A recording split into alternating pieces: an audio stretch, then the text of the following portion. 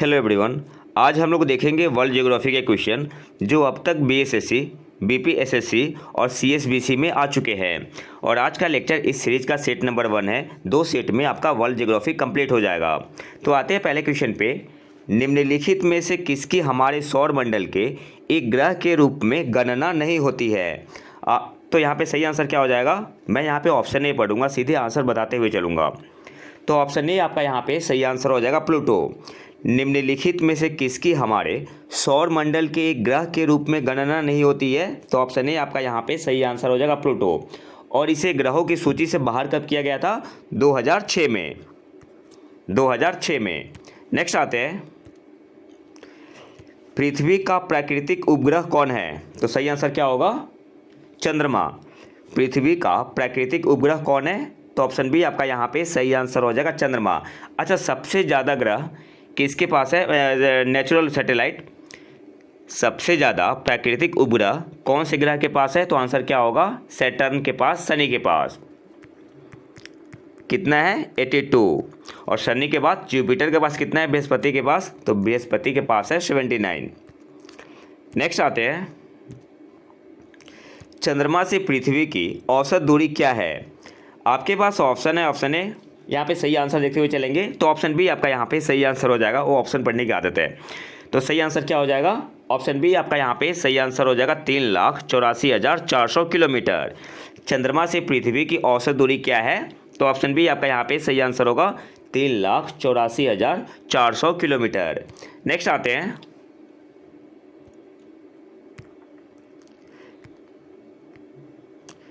पृथ्वी से सूर्य की अधिकतम दूरी क्या है? तो सही आंसर यहाँ पे क्या होगा? ऑप्शन बी आपका यहाँ पे सही आंसर हो जाएगा, 152.1 मिलियन किलोमीटर। पृथ्वी से सूर्य की अधिकतम दूरी क्या है? तो ऑप्शन बी आपका यहाँ पे सही आंसर हो जाएगा, 152.1 मिलियन किलोमीटर। और यहाँ से 2 पॉइंट आपको याद रखना है। पृथ्वी सूर्य के सबसे करीब कब होती है? 4 जनवरी को। 4 जनवरी को। इसे क्या बोलते हैं? उपसौर बोलते हैं। उपसौर बोलते हैं। इंग्लिश में क्या बोलते हैं? पेरिहेलियन। और 4 जुलाई को पृथ्वी सूर्य से सबसे दूर होती है और इसे क्या बोलते हैं? अपसौर बोलते हैं। अपसौर कहा जाता है, एफेलियन। तो आपको याद क्या रखना है? पृथ्वी से सूर्य की अधिकतम दूरी क्या है? 152.1 मिलियन किलोमीटर। उपसौर कब होता है? उपसौर का मतलब क्या हुआ? जब पृथ्वी सूर्य के सबसे करीब होती है तो 4 जनवरी को उपसौर होता है। और 4 जुलाई को पृथ्वी सूर्य से सबसे मैक्सिमम डिस्टेंस पे होती है, सबसे अधिक दूरी पे होती है, और उसे क्या बोलते हैं? अपसौर कहा जाता है। नेक्स्ट आते हैं,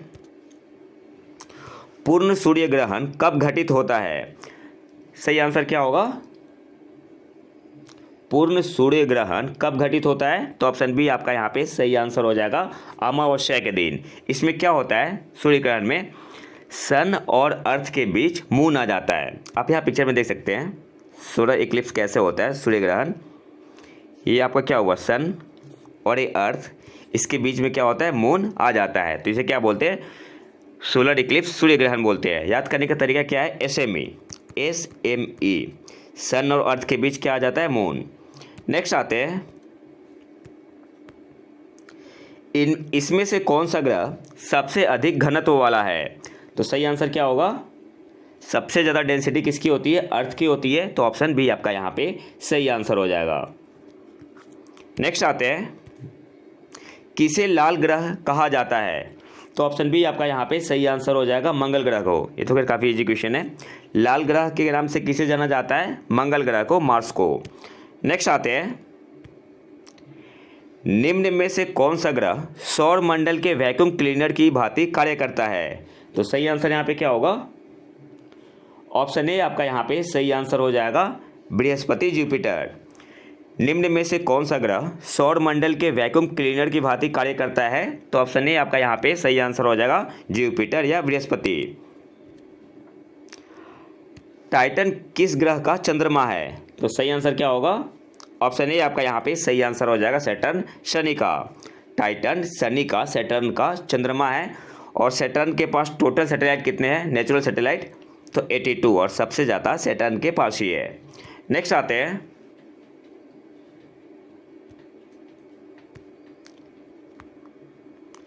निम्न में से कौन सा ग्रह आकार और द्रव्यमान के मामले में पृथ्वी के लगभग समान है? सही आंसर क्या होगा? ऑप्शन बी आपका यहाँ पे सही आंसर हो जाएगा, शुक्र ग्रह। और यह सौर मंडल का सबसे हॉट प्लेनेट है, गर्म ग्रह है। कौन सा ग्रह? शुक्र। नेक्स्ट आते हैं, मॉर्निंग स्टार किसे कहा जाता है? तो सही आंसर क्या होगा? ऑप्शन बी आपका यहाँ पे सही आंसर हो जाएगा, शुक्र को। मॉर्निंग स्टार किसे कहा जाता है? वीनस ग्रह को, शुक्र ग्रह को। नासा के मानव रहित यान जूनो ने किस ग्रह का परीक्षण किया? तो सही आंसर क्या होगा? ऑप्शन डी आपका यहाँ पे सही आंसर हो जाएगा, बृहस्पति का, जुपिटर का। नासा के मानव रहित यान जूनो ने किस ग्रह का परीक्षण किया? तो ऑप्शन डी आपका यहाँ पे सही आंसर हो जाएगा, बृहस्पति या जुपिटर का। अब नासा के जितने भी इंपॉर्टेंट मिशन है उसे देख लेते हैं।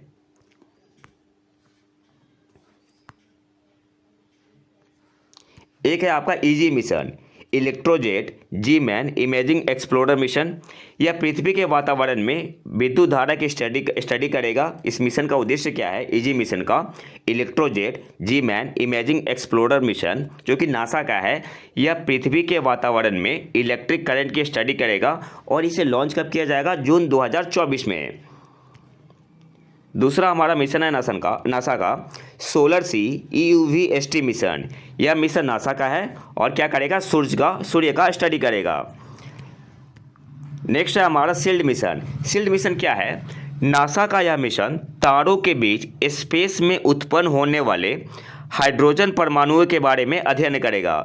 सबसे पहले तो आपको याद करना है कि शील्ड मिशन किसका है? नासा का है। और नासा का यह मिशन तारों के बीच स्पेस में उत्पन्न होने वाले हाइड्रोजन परमाणुओं के बारे में अध्ययन करेगा। नेक्स्ट हमारा, नासा ने 2 गैलेक्सी की फ़ोटो खींची है जिसका नाम है ARP-273। अब यहाँ से क्वेश्चन कैसे फॉर्म होगा, आपसे एग्जाम में पूछ सकता है ARP-273 क्या है? तो क्या है? गैलेक्सी है। और नासा ने 2 गैलेक्सी की फ़ोटो खींची है जिसका नाम है ARP-273। नेक्स्ट आते हैं, नासा का एक अंतरिक्ष यान मंगल ग्रह का चक्कर लगा रहा है जिसका नाम है ओडिसीज। और इस पे एक किताब भी लिखी गई है जिसका नाम क्या है? स्पेस ओडिसीज, जिसके लेखक है आर्थर क्लार्क। अब आपसे एग्जाम में पूछ सकता है कि स्पेस ओडिसीज के लेखक कौन है? तो आंसर क्या होगा? Arthur Clark. नेक्स्ट आते हैं, नासा ने मंगल ग्रह पे जो रोवर उतारा उसका नाम क्या था? परसेवरेंस। और हेलीकॉप्टर का नाम क्या था? इंजीन्यूटी। और ये नाम किसने दिया था? वनीजा रूपानी ने। तो आपको यहाँ से याद क्या करना है? नासा ने जो मंगल ग्रह पे रोवर उतारा था उसका नाम क्या था? परसेवरेंस। और हेलीकॉप्टर का नाम क्या था? इंजीन्यूटी। और ये नाम दिया किसने था? वनीजा रूपानी ने। और एक और इम्पॉर्टेंट पॉइंट है, परसेवरेंस जो रोवर था इसको किसने उतरवाया था? तो डॉक्टर स्वाति मोहन ने। नासा और एक्सियोम स्पेस ने 2022 में निजी अंतरिक्ष यात्रियों को ISS इंटरनेशनल स्पेस स्टेशन पर भेजने के लिए समझौता किया है। आपसे एग्जाम में पूछ सकता है नासा ने किसके साथ 2022 में निजी अंतरिक्ष यात्रियों को इंटरनेशनल स्पेस स्टेशन पर भेजने के लिए समझौता किया? तो आंसर क्या होगा? एक्सियोम स्पेस के साथ। नेक्स्ट है हमारा पार्कर सोलर प्रोब। नासा का मिशन है जो सन की स्टडी करेगा। अब आपसे एग्जाम में पूछ सकता है, 2 तरीके से क्वेश्चन बन सकते हैं यहाँ पे। पार्कर सोलर प्रोब क्या है? तो सन की स्टडी करने के लिए एक मिशन है, किसका है? नासा का। अगला है हमारा solar orbital mission. Solar orbiter mission, यह किसका मिशन है? तो नासा और ESA का संयुक्त मिशन है। जो सोलर ऑर्बिटर मिशन है नासा और यूरोपियन स्पेस एजेंसी का संयुक्त मिशन है। नासा का हेडक्वार्टर कहाँ पे है? वाशिंगटन DC में। नासा के चेयरमैन कौन है? Bill Nelson. और नासा ने अपने हेडक्वार्टर का नाम किसके नाम पे रखा है? तो मैरी W जैक्सन के नाम पे। नासा ने अपने हेडक्वार्टर का नाम मैरी W जैक्सन के नाम पे रखा है। ESA ने शुक्र ग्रह के लिए इनविजन मिशन की घोषणा की है जिसे 2030 तक लॉन्च करने की संभावना है। अब यहाँ से आपको याद क्या रखना है? इनविजन मिशन कौन से ग्रह के लिए है? शुक्र ग्रह के लिए है। और इसे कब तक लॉन्च किया जाएगा? कब तक संभावना है लॉन्च करने की? 2030 तक। और कौन करेगा? यूरोपीय अंतरिक्ष एजेंसी। और नासा ने शुक्र ग्रह के लिए 2 नए रोबोटिक मिशन की घोषणा की है। एक तो है डाविंसी प्लस और दूसरा है वेरिटास। ये भी याद रखना है, आपसे एग्जाम में पूछ सकता है शुक्र ग्रह के लिए कौन से मिशन है, तो एक तो हो गया डा विंसी प्लस और दूसरा क्या है वेरिटास। कौन लॉन्च करेगा, तो नासा। और भारत 2024 में शुक्र के लिए शुक्रयान नामक एक ऑर्बिटर लॉन्च करने की योजना बना रहा है। तो शुक्रयान कौन सा देश लॉन्च करेगा इन नियर फ्यूचर 2024 में अप्रॉक्स, तो आंसर क्या होगा भारत। नेक्स्ट आते हैं, तो यहाँ पे हमारा करंट अफेयर भी कंप्लीट हो गया। तारों का रंग निर्भर करता है, तो सही आंसर यहाँ पे क्या होगा, तारों का रंग किस पे निर्भर करता है, तो ऑप्शन ए आपका यहाँ पे सही आंसर होगा, उनके टेम्परेचर पे, तापमान पर। तो ऑप्शन ए आपका यहाँ पे सही आंसर होगा। नेक्स्ट आते हैं, बस हम लोग यहाँ पे क्या होता है ना कि ऑप्शन पढ़ने में टाइम भी वेस्ट होगा, तो बेटर सीधे आंसर देखते हुए चले। ग्रह जो सूर्य की परिक्रमा करने में 88 दिन लगाता है वह कौन सा ग्रह है, तो सही आंसर क्या होगा, मरकरी। ऑप्शन बी आपका यहाँ पे सही आंसर हो जाएगा, बुध ग्रह। ग्रह जो सूर्य की परिक्रमा करने में 88 डेज लगाता है, 88 दिन लगाता है, वह कौन सा ग्रह है, तो ऑप्शन बी आपका यहाँ पे सही आंसर होगा, बुध ग्रह।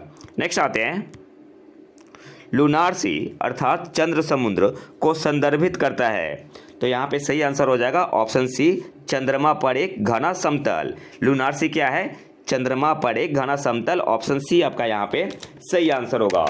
नेक्स्ट आते हैं, निम्नलिखित ग्रहों के गुरुत्वाकर्षण के मामले में सही अवरोही क्रम में अनुक्रम है। यहाँ पे आपको 4 ग्रह गिवन है, सैटर्न शनि है, पृथ्वी है, नेपच्यून है, यूरेनस है। आपको अरेंज करना है अवरोही क्रम में। अवरोही क्रम का मतलब क्या हुआ, घटते हुए क्रम में, मतलब सबसे ज़्यादा एक्सेलरेशन ड्यू टू ग्रेविटी किसके पास होता है, जी से डिनोट करते हैं, फिर किसके पास होता है, फिर उससे कम किसके पास है, मतलब सबसे पहले जिसके पास सबसे ज़्यादा है ना जी की वैल्यू उसे पहले लिखना है, फिर जिसके पास कम है उसके बाद, ऐसे आपको घटते हुए क्रम में लिखना है। तो यहाँ पे सही ऑप्शन कोई भी नहीं है, मैं आपको डाटा दे दे रहा हूँ, फिर आप खुद से अरेंज कर सकते हैं। देखो यूरेनस का कितना होता है, यूरेनस का होता है 8.87 मीटर पर सेकंड स्क्वायर, ठीक है। नेपच्यून का होता है 11.15 मीटर पर सेकंड स्क्वायर। आपको डाटा याद कर लेना या नोट कर लेना है, फिर आप इसके बाद उसे अवरोही क्रम में या घटते हुए क्रम में लिख सकते हैं। पृथ्वी का तो सबको पता ही होगा 9.8 मीटर पर सेकंड स्क्वायर अप्रॉक्स, और सैटर्न का कितना होता है 10.44 मीटर पर सेकंड स्क्वायर। अब इसके अकॉर्डिंग आप अरेंज कर सकते हैं, जो सबसे ज़्यादा है उसे सबसे पहले लिखेंगे और फिर उसे घटते हुए क्रम में लिख लेंगे, ठीक है। नेक्स्ट आते हैं, निम्नलिखित में से कौन सी गैस सूर्य में प्रमुख है, तो कौन सी गैस होती है, हाइड्रोजन होती है। तो सही आंसर यहाँ पे क्या होगा, ऑप्शन बी आपका यहाँ पे सही आंसर हो जाएगा, हाइड्रोजन। और इसमें कौन सा रिएक्शन होता है, न्यूक्लियर फ्यूजन होता है। नेक्स्ट आते हैं, पृथ्वी सूर्य से अधिकतम दूरी पर होती है, तो अभी थोड़ी देर पहले मैंने बताया था कब होती है, मैक्सिमम डिस्टेंस पे 4 जुलाई को। तो ऑप्शन सी आपका यहाँ पे सही आंसर हो जाएगा। इसे क्या बोलते हैं, अपसौर बोलते हैं, ठीक है।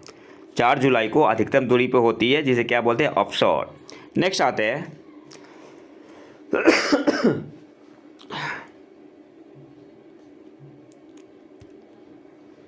निम्नलिखित में से किस ग्रह का उपग्रह नहीं है, तो सही आंसर क्या होगा, ऑप्शन डी आपका यहाँ पे सही आंसर हो जाएगा, शुक्र ग्रह का।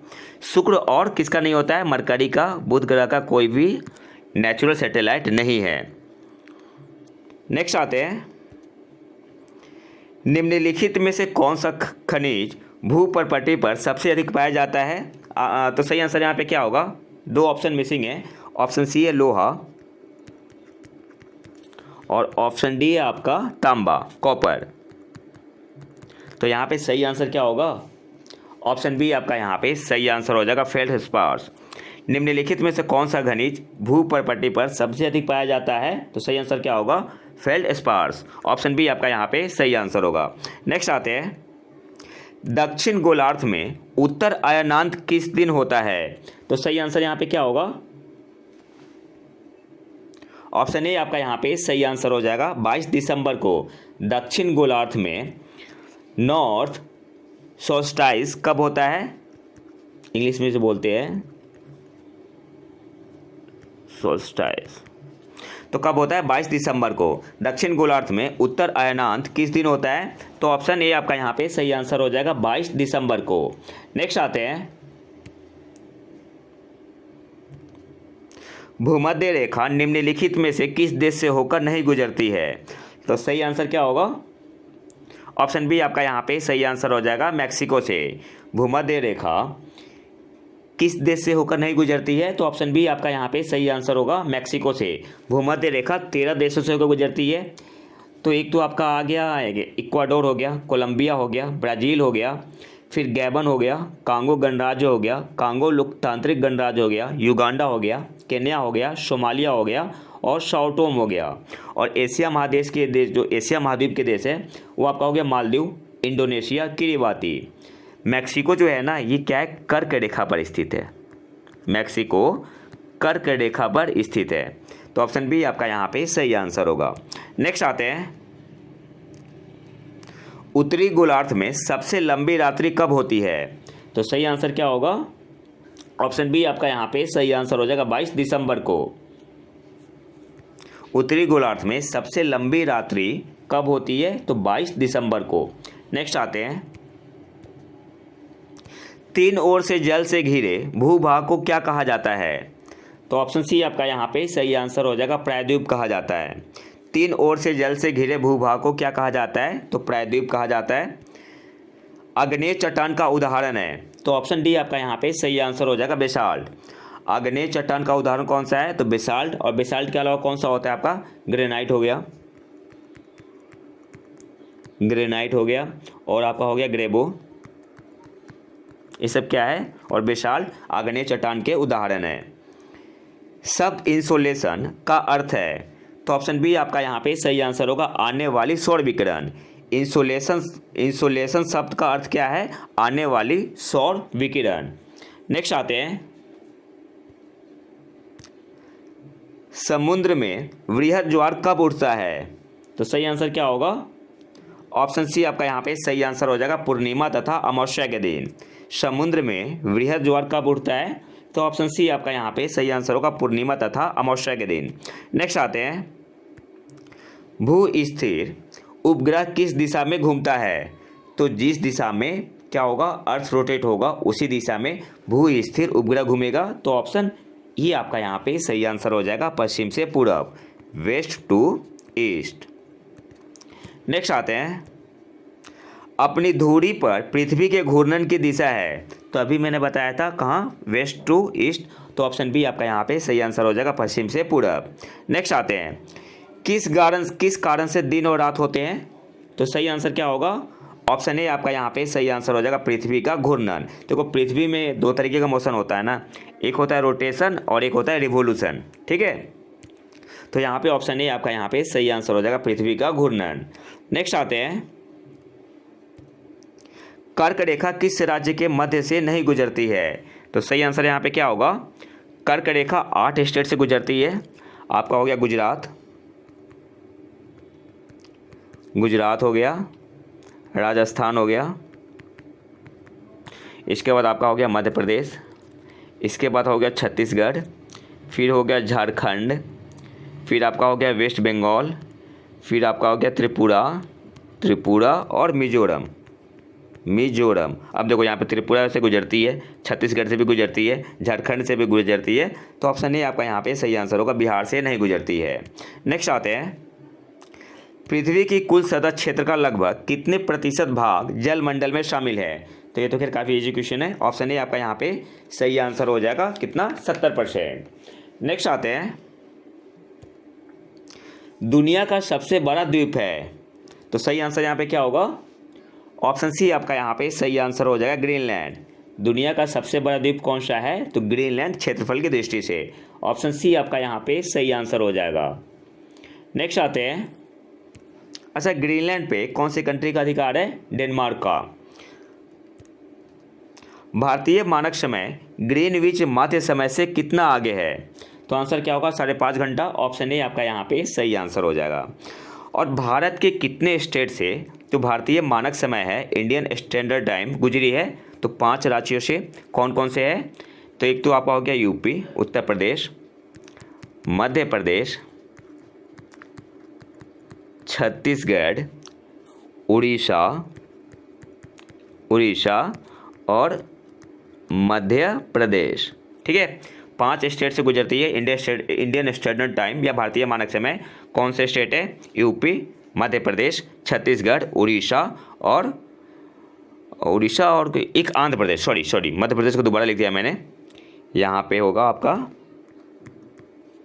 आंध्र प्रदेश, यूपी, एमपी, छत्तीसगढ़, उड़ीसा और आंध्र प्रदेश। नेक्स्ट आते हैं, प्राचीन भूगर्भिक चट्टानों की आयु को मापने के लिए किसका इस्तेमाल किया जाता है? तो सही आंसर यहाँ पे क्या होगा? पोटेशियम आर्गन डेटिंग का। ऑप्शन डी आपका यहाँ पे सही आंसर होगा। प्राचीन भूगर्भिक चट्टानों की आयु को मापने के लिए किसका इस्तेमाल किया जाता है? तो ऑप्शन डी आपका यहाँ पे सही आंसर हो जाएगा, पोटेशियम आर्गन डेटिंग का। ऑप्शन डी आपका यहाँ पे सही आंसर होगा। पृथ्वी की सतह से तुल्यकालिक उपग्रह की ऊंचाई होती है, तो सही आंसर यहाँ पे क्या होगा? ऑप्शन ए आपका यहाँ पे सही आंसर हो जाएगा, 36,000 किलोमीटर। नेक्स्ट आते हैं, किसी स्थान का अक्षांश किसका सूचक होता है? आपके पास ऑप्शन है तो यहाँ पे सॉरी तो सही आंसर यहाँ पे क्या हो जाएगा? टेम्परेचर का, तापक्रम का। किसी स्थान का अक्षांश इसके टेम्परेचर का सूचक होता है, तापक्रम का सूचक होता है। नेक्स्ट आते हैं, कक्षीय सतह से पृथ्वी के अक्ष का झुकाव कितना है? तो 23.5 डिग्री। ऑप्शन सी आपका यहाँ पे सही आंसर होगा। कक्षीय सतह से पृथ्वी के अक्ष का झुकाव कितना है? तो ऑप्शन सी आपका यहाँ पे सही आंसर होगा, 23.5 डिग्री। किसे विज्ञान का महाद्वीप कहा जाता है? तो ऑप्शन सी आपका यहाँ पे सही आंसर होगा, अंटार्कटिका को। उस शहर का देशांतर क्या है जहाँ का स्थानीय समय 6 बजे शाम है जबकि ग्रीनविच समय 4 बजे शाम है? तो सही आंसर क्या होगा? देखो इस टाइप के क्वेश्चन में कैसे सॉल्व करते हैं। ग्रीनविच में समय कितना है? 4 बजे है ना, और स्थानीय समय कितना है? 6 बजे है, मतलब 4 बजे से ज़्यादा हो रहा है। तो इसका मतलब क्या हुआ कि और ईस्ट होगा, ग्रीनविच से और ईस्ट होगा, ना कि वेस्ट होगा। जब हम लोग ईस्ट जाते हैं ना तो टाइम इंक्रीज होता है, ऐड होता है, तो टाइम बढ़ता है। तो जो भी वेस्ट वाला ऑप्शन है ना वो काट दो। अब वेस्ट पश्चिम है, तो ये आपका यहाँ पे काट दो, वेस्ट वाले को तो काट ही दो। या तो पहला होगा या तो ये होगा या सी होगा। अब देखो कैसे करना होता है। डिफरेंस कितने का है? 2 घंटे का है ना। तो हम क्या जानते हैं, 15 डिग्री में 1 घंटा होता है, तो 2 घंटा कितने डिग्री में होगा? 30 डिग्री में। 2 घंटा 30 डिग्री में, तो सही आंसर क्या हो जाएगा? 30 डिग्री ईस्ट हो जाएगा। तो ऑप्शन ए आपका यहाँ पे सही आंसर होगा। अगर यहीं पे लिखा होता कि ग्रीनविच समय 4 बजे शाम है और टाइम कितना हुआ होता, अभी तो टाइम है 4 PM है, ठीक है, ग्रीनविच पे, और स्थानीय समय कितना दिया हुआ होता? 2 PM दिया होता। मतलब क्या हुआ कि और वेस्ट है, उस केस में क्या होता? वेस्ट है। तो फिर उस केस में क्या करते हैं हम लोग? ईस्ट का जो ऑप्शन है ना उसे एलिमिनेट कर देते। नेक्स्ट आते हैं, पृथ्वी अपनी धुरी पर घूमती है। सही आंसर यहाँ पे क्या होगा? 23 घंटे 56 मिनट और 4 सेकंड में। ऑप्शन सी आपका यहाँ पे सही आंसर होगा। नेक्स्ट आते हैं, निम्नलिखित में से कौन सी रेखा भारत से होकर जाती है? तो सही आंसर क्या होगा? ट्रॉपिक ऑफ कैंसर जाती है। ऑप्शन डी आपका यहाँ पे सही आंसर होगा, कर्क रेखा। भूमध्य रेखा किससे होकर गुजरती है? तो मैंने अभी बताया था थोड़ी देर पहले, कितने राज्यों से होकर गुजरती है? तो इंडोनेशिया से होकर गुजरती है। भूमध्य रेखा इंडोनेशिया से होकर गुजरती है, एशियन कॉन्टिनेंट में। नेक्स्ट आते हैं,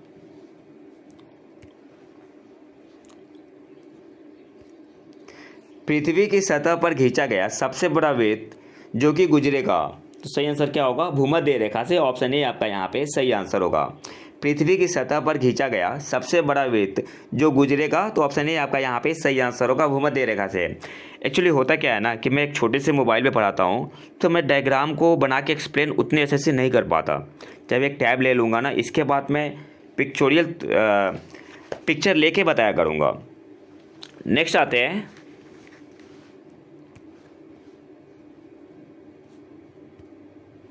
यदि दो स्थानों के समय में 2 घंटा 20 मिनट का अंतर हो तब उनके देशांतर में अंतर होगा। इसको सॉल्व कैसे करते हैं? 2 घंटा 20 मिनट, इसको मिनट में चेंज करेंगे तो कितना आएगा? 140 मिनट हो जाएगा। 140 मिनट। अब देखो हम क्या जानते हैं, 1 डिग्री में कितना होता है? 4 मिनट होता है ना। 1 डिग्री में 4 मिनट, तो 1 मिनट में कितना हो जाएगा? 1/4 डिग्री। तो 240 मिनट में कितना हो जाएगा? कितना है? 140 मिनट में कितना हो जाएगा? तो 1/4 इंटू 140। इसको सॉल्व करने पे आप सॉल्व करोगे तो कितना आएगा? 35 आएगा। तो 35 डिग्री आपका आंसर हो जाएगा। ऑप्शन बी आपका यहाँ पे सही आंसर होगा। 35 डिग्री का अंतर है। नेक्स्ट आते हैं, old royal astronomical observatory Greenwich England से होकर जाने वाली देशांतर रेखा को किस रूप में चुना जाता है? तो सही आंसर क्या होगा? ऑप्शन सी आपका यहाँ पे सही आंसर होगा, 0 डिग्री देशांतर। Old royal astronomical observatory Greenwich England से होकर जाने वाली देशांतर रेखा को किस रूप में चुना जाता है? तो ऑप्शन सी आपका यहाँ पे सही आंसर होगा, 0 डिग्री देशांतर। और आखिरी क्वेश्चन पे आते हैं, पृथ्वी पर उपलब्ध पानी का कितना प्रतिशत भूमिगत पानी है? तो सही आंसर क्या होगा? ऑप्शन डी आपका यहाँ पे सही आंसर हो जाएगा, लगभग 0.7%।